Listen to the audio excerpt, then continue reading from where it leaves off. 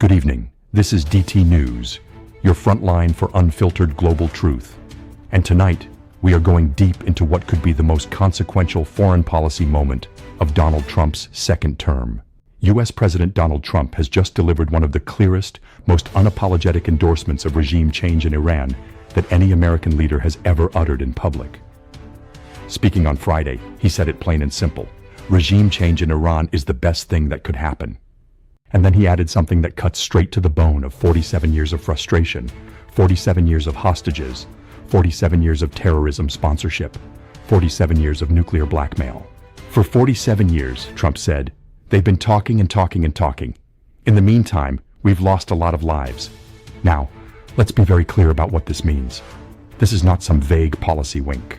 This is the leader of the free world, the man who just won re-election in a landslide, telling the world that the Islamic Republic as we have known it since 1979 has run its course, and that the United States would welcome, maybe even actively support, its replacement.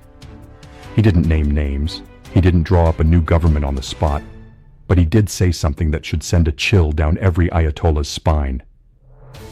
There are people who could take over. And while the supreme leader, Ayatollah Ali Khamenei, has stayed silent so far, the silence itself is deafening. Because in Tehran, silence from the top usually means one of two things. They're either preparing a furious response, or they're genuinely rattled. At the same time this verbal thunderbolt was landing, the United States was moving hardware that speaks louder than any press conference. The Pentagon is sending a second aircraft carrier strike group into the Middle East, the USS Gerald R. Ford, the largest, most advanced warship on the planet. Trump himself posted an aerial photograph showing the Ford already in transit, to link up with the USS Abraham Lincoln, which is already on station. Think about what that means. Two of America's most powerful carriers, together carrying more than 150 fighter jets, thousands of sailors, and enough firepower to alter the balance of any conflict in the Middle East within hours. This is not a routine deployment. This is pressure. This is the visible hand of American might being placed firmly on the table while the diplomatic cards are still being played. Why now? Why this level of escalation? Because the protests that erupted across Iran in the last couple of years were not just another wave of discontent. These were some of the most serious challenges to the clerical regime since the 1979 Islamic Revolution itself.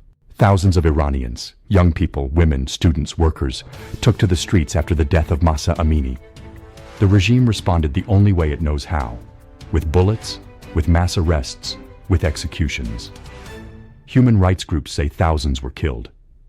The Iranian people paid in blood for the crime of wanting to live in the 21st century instead of 622. And that is the backdrop Trump is operating against. He knows the regime is brittle.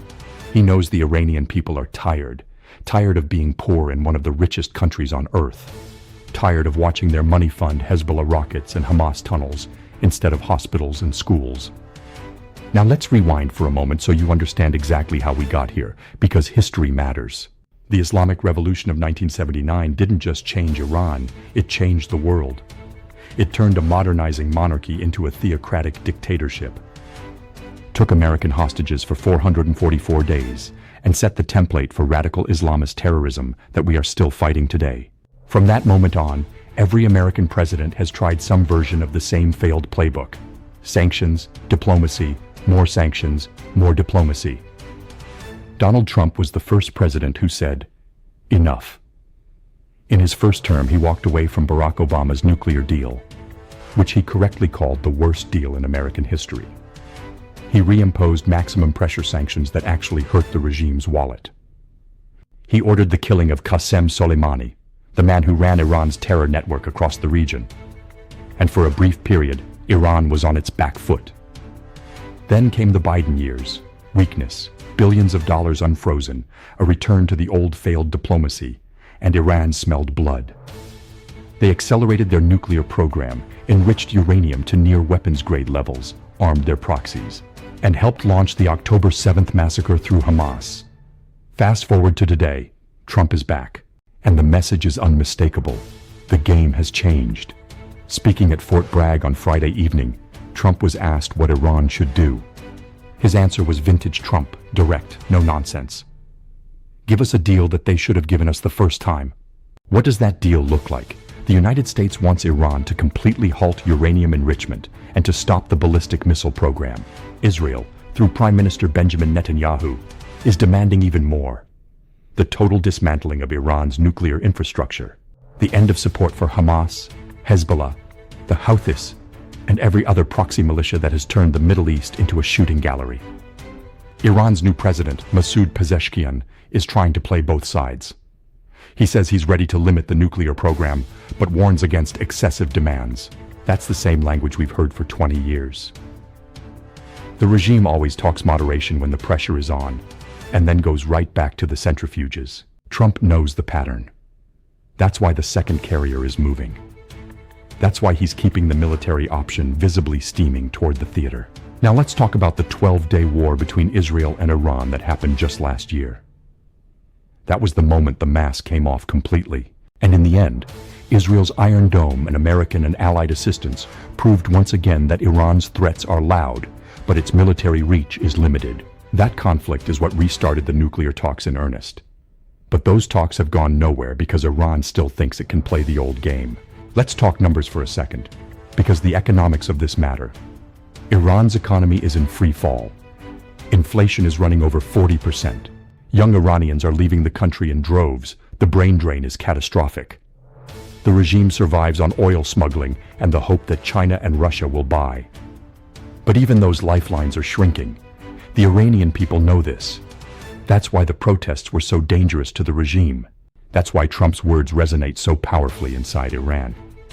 For millions of Iranians watching this, the American president just said what they have been risking their lives to say. Now, the big question everyone is asking, is this brinkmanship, or is this the beginning of an actual policy of regime change? Trump has not committed American troops to an invasion. He doesn't need to. The Iranian regime is its own worst enemy.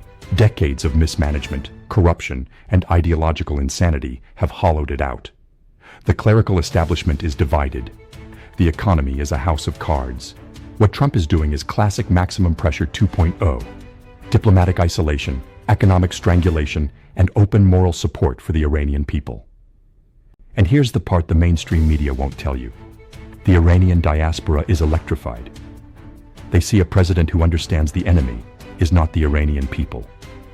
Of course, the risks are real. A collapsing regime could lashing out. Proxies could try to ignite new fronts. Oil prices could spike. But the alternative, another decade of pretending that the mullahs can be moderated, has already been tried, and it has already failed. So where do we go from here? The next few weeks will be critical. Will Khamenei finally respond, or will they double down? Whatever happens, one thing is certain. The era of endless talk is over. The Iranian regime has a choice: change or be changed. This has been DT News. We will continue to follow every development. Because when the world's most volatile region meets the world's most powerful leader, you cannot afford to look away. Stay with us.